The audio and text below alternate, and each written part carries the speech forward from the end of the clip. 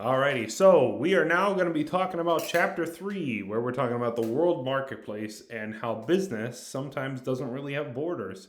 So, yes, we do have borders separating our countries, but that doesn't mean our business can't pass those borders and kind of blur those lines, as we will soon learn.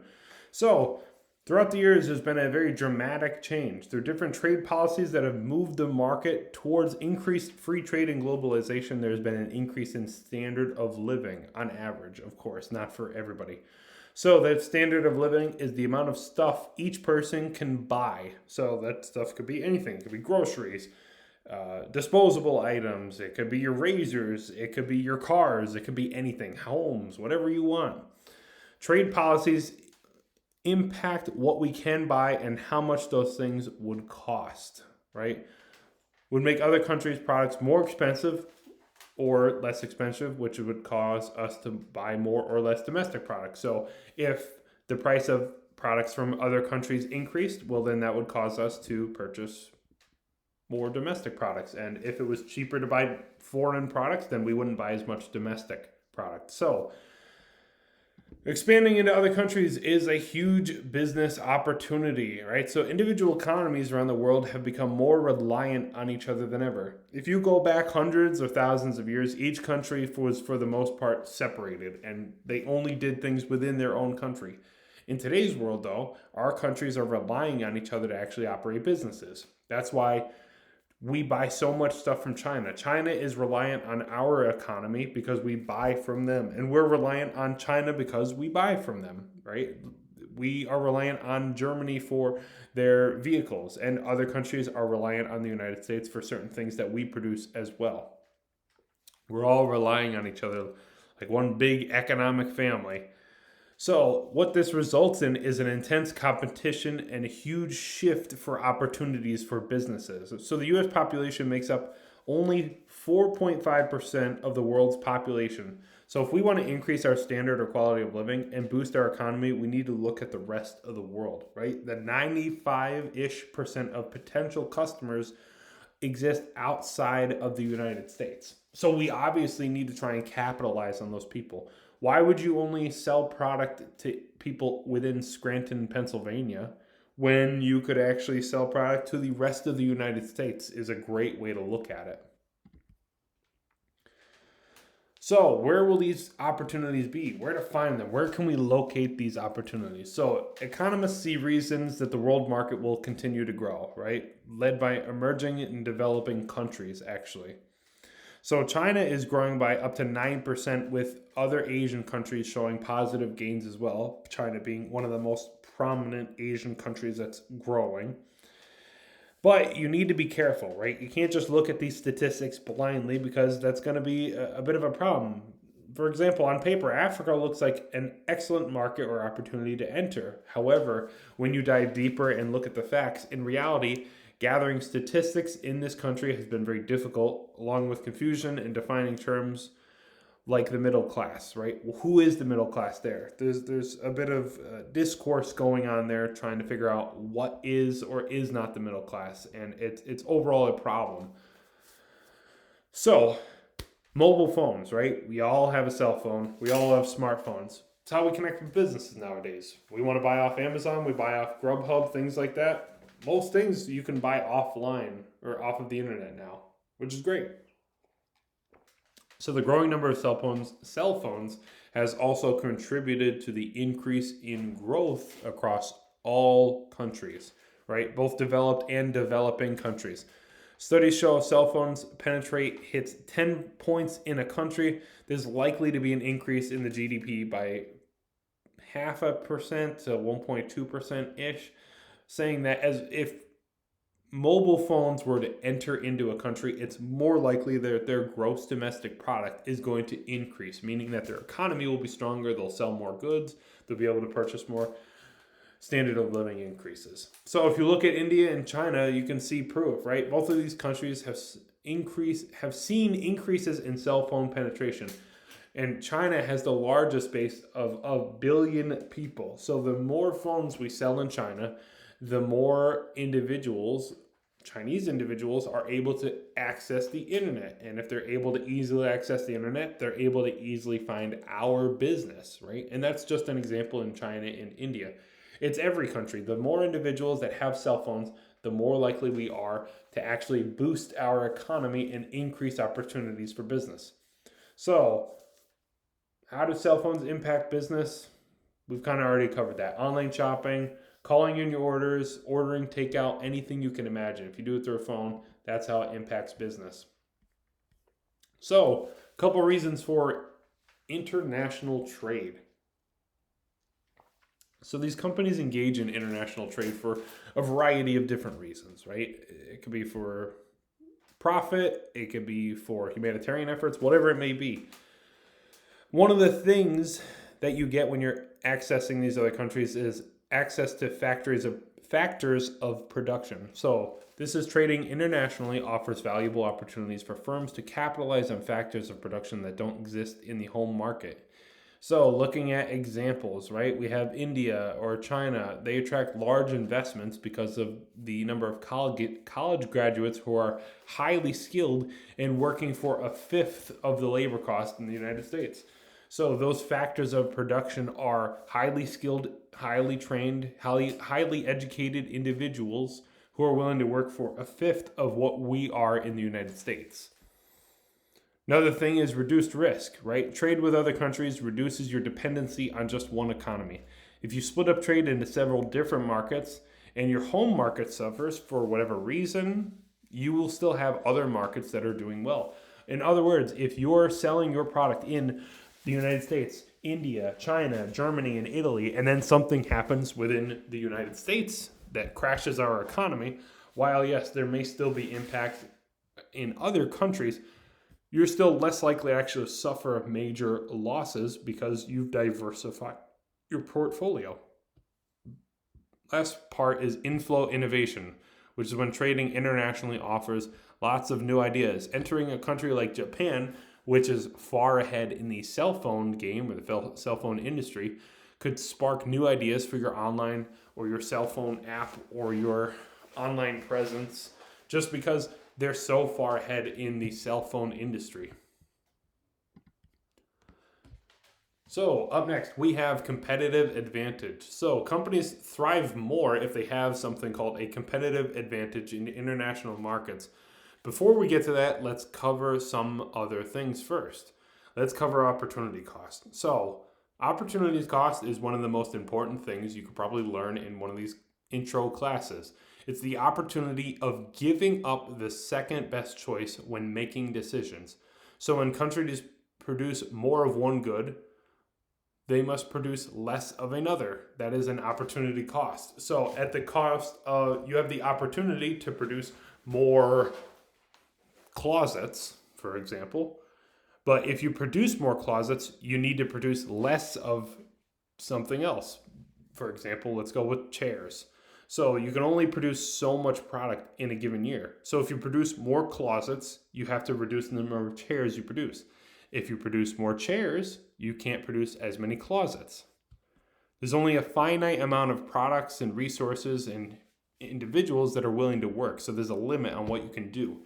And that leads to absolute advantage. So an absolute advantage is when a country can produce more of a product or good than other countries can.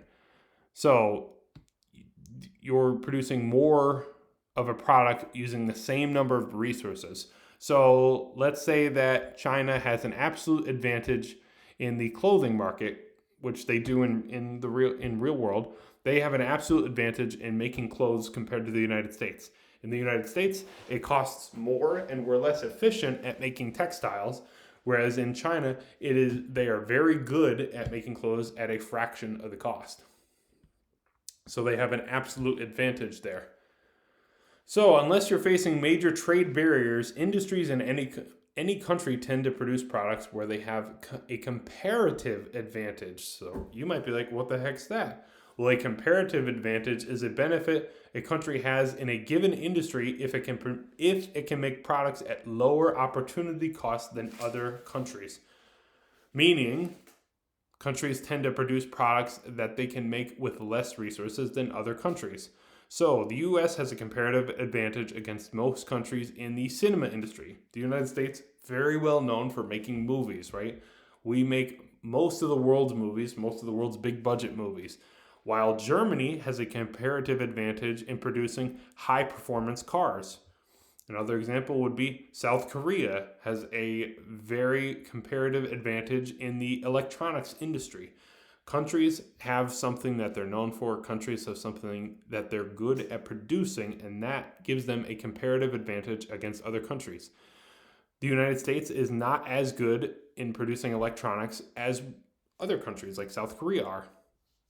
And a comparative advantage is great, but without innovations, it becomes a static country, which will eventually fall behind. If you can't innovate and create new products or ideas, well, then you're just going to fail ultimately. So now let's start talking about global trade. And up first, we are going to talk about the balance of trade. So, balance of trade is a measure of difference between a nation's exports and a nation's imports. So, balance of trade, difference between what we bring in versus what we put out as a country. So, if the total value of a country's exports is greater than their total value of imports, you have a trade surplus. If you export more than you import, you have a trade surplus. If the total value of exports is less than the total value of your imports, you have a trade deficit. If the number of exports you're sending out of the country is less than what you're bringing into the country, you have a trade deficit, right? Balance of trade includes value of both your goods and your services. So it's not just the tangible items that a country exports and imports. It could be your software. It could be your customer service, right? We have lots of other countries out there that are good with customer service, and that's why we outsource those jobs to them. What happens is when you have a trade deficit, though, signals the economy is strong enough to purchase many foreign products, which is kind of what we see in the United States. We purchase more products than we bring into than we export from our country. However, this can be destabilizing, meaning as goods and services flow into the nation, many flows out, which challenge long-term economic health, right?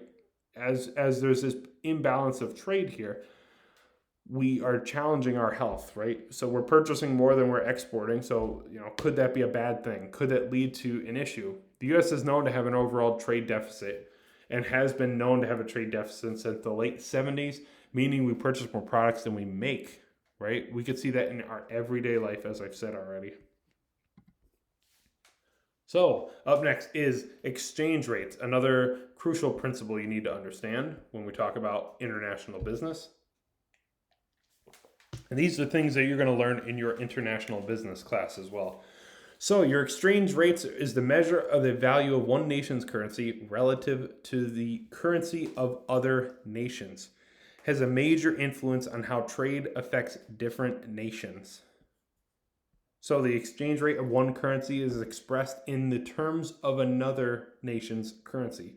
So, an example, in October of 2022, one US dollar is equal to 1.02 euros, right? And you could look this up with any country out there. You could look the US dollar in comparison to the Canadian dollar, the euro, the peso, lots of different economies out there.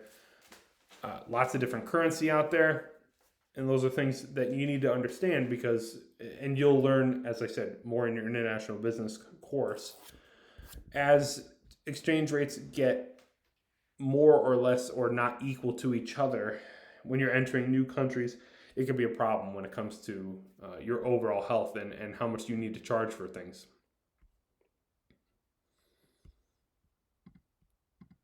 So, some strategies for reaching global markets, right? There's no one right way to enter a market, right? There's lots of different opportunities or methods of one firm entering a market versus another firm entering a market. So, when you seek foreign suppliers through outsourcing or importing, that is an example of how you can enter these other markets. So, having China, for example, make your goods for the United States. And a lot of times you'll seek foreign customers through things like exporting, licensing, franchising, and direct investment. So let's start talking about some of these. So foreign outsourcing and importing we'll start off with. So outsourcing and importing. So foreign outsourcing is contracting with foreign suppliers to produce products. Usually it's at a fraction of the cost of the domestic product. Let's go with the United States and China. I'm constantly using those as an example because it's one of the most prominent ones that most of us are aware of. We contract with China to produce most of our goods and services because they just make things much cheaper than they do in the United States. So it's great for business. The key benefit, as I said, is lower wages, which reduce the cost of production, which reduces the final cost of the product, which is obviously a huge benefit. It has a high risk, though, due to the lack of quality control, right? If you produce something in the United States, it's super easy to just maybe drive on down to the factory or have something sent to you via USPS with 1 day shipping versus having someone in China make your prototype and then send it to you. It's a lot more difficult to get it across the globe than it is to get across state lines, right? So there's a risk due to lack of that quality control. Another risk is social responsibility. So unfortunately, when you're outsourcing jobs to other countries, a lot of issues can come up, right? There was I believe it was the Nestle company that just got caught using slave labor when mining cocoa. So obviously that's a bad look for them. So companies have a social responsibility to ensure that factories are up to ethical standards, right? That they're not using child slave labor or any slave labor, right? They have these social responsibilities that they need to adhere to, which can be a challenge at times because you're not in those day-to-day operations, right? Because they're across the globe. How would you know if someone doesn't tell you, oh, we use child slave labor, right? Sometimes it could be a bit challenging. So that's why big companies have the social responsibility to actually go to those countries, see the site for itself, and prove things are up to standards. When we talk about importing, this means buying products from overseas that have already been produced. So you're importing products from a company. You don't need a contract with someone to actually make your product. They've already made it. You just want to import it. They oftentimes don't really carry the same recognition, but they also don't carry as much risk when you import goods, right? Because you're not producing it. All you're doing is just having it sent to you where you can possibly sell it. Up next, exporting. So exporting is producing products domestically and selling them abroad. So a strong opportunity for small businesses exists in the exporting world because you can reach global markets while still carrying low levels of risk. All you're doing is essentially selling your product and sending it out to these international markets. And it's great for small, mid-sized businesses because of the opportunity that exists behind it. We also have foreign licensing and foreign franchising opportunities. So, foreign licensing we'll start with. The authority granted by a domestic firm to a foreign firm for the rights to produce and market its products, or to use its trademark and patents the rights in a defined geographical area, right? It's selling off your rights for a company to produce in that country. It means the company will offer the rights in order for a licensing fee, right? This approach allows firms to expand into foreign markets with little to no investment, and it helps to get around government restrictions on importing on closed markets because there are restrictions, government policies in different countries, including the United States, that ban certain goods or ban certain minerals, chemicals, whatever it is in products. It's challenging to actually maintain control over closed markets, which could be a bit of a challenge, right? Because it's not so easy to actually get in them. And it's very common in the food industry, right? So you see franchises or licensing for things like McDonald's, right? You'll see McDonald's everywhere, but McDonald's isn't just one corporation, it's lots of different small business owners. And I'm using those air quotes as small business. So, foreign franchising as a firm expands by offering a business in other countries the rights to produce and market its products according to specific operating requirements. So essentially, you're saying, you'll pay me, I'll give you the plan, here's what you could do, you have to follow these guidelines. It's essentially offering a complete package of how to do your business, which is great for people who are just starting out maybe. Franchisors offer management guidance, marketing support, and even financing, which is awesome. And the franchisees pay the startup fee and the percent of sales to the franchisor, which is another big benefit.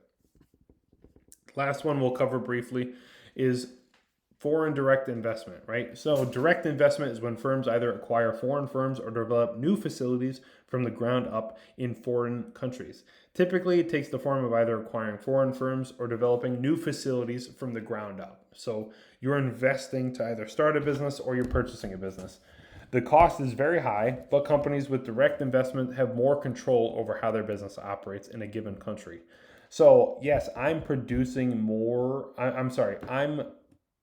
investing more money, but because I own so much of that company, either outright or a large portion of it, I have a lot of control over what does and does not happen. But on the flip side, there's significant risk if that business doesn't really do well. These can take on different forms, such as joint ventures, which involve two or more companies joining forces, which is sharing resources, risks, profits.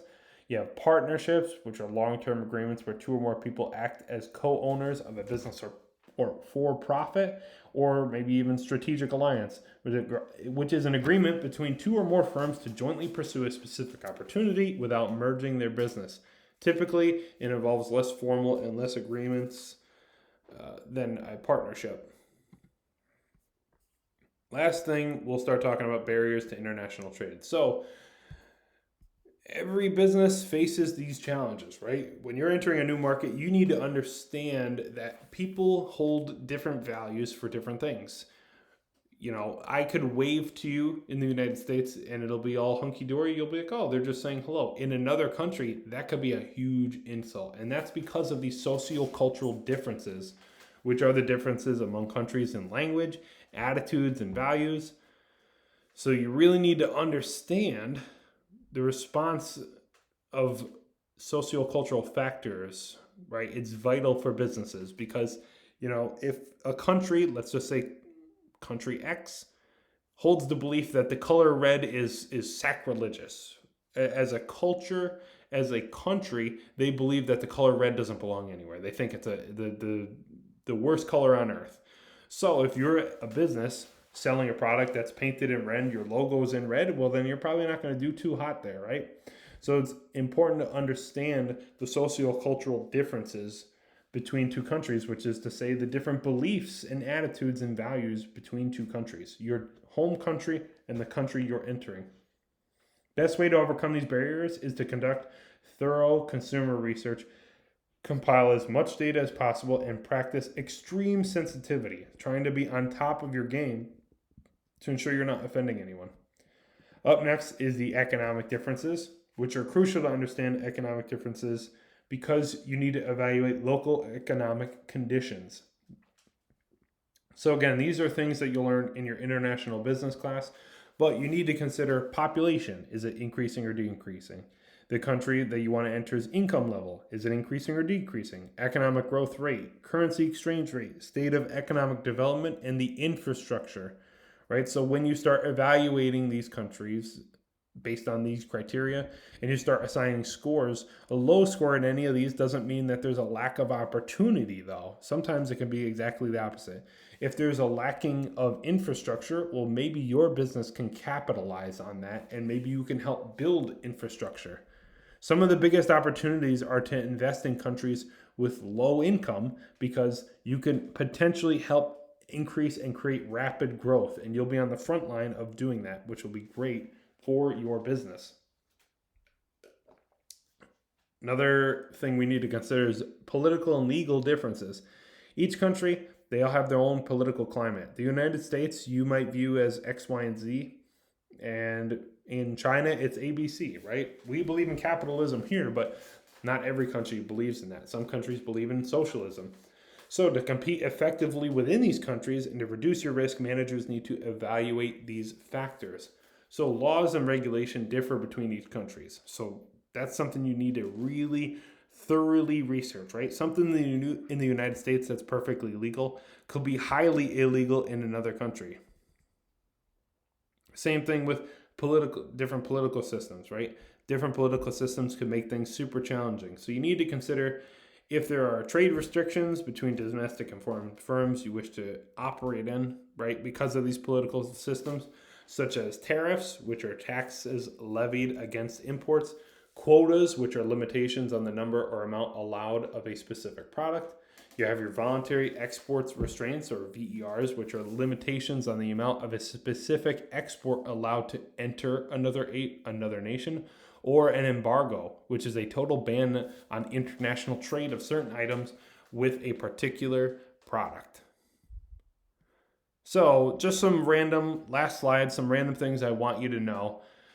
The term free trade means unrestricted movement of goods and services across international borders, so there's not really any policies to prevent things. A couple other things I want you to know is about the World Trade Organization, or otherwise known as WTO, is a permanent global institution to promote international trade and settle international trade disputes.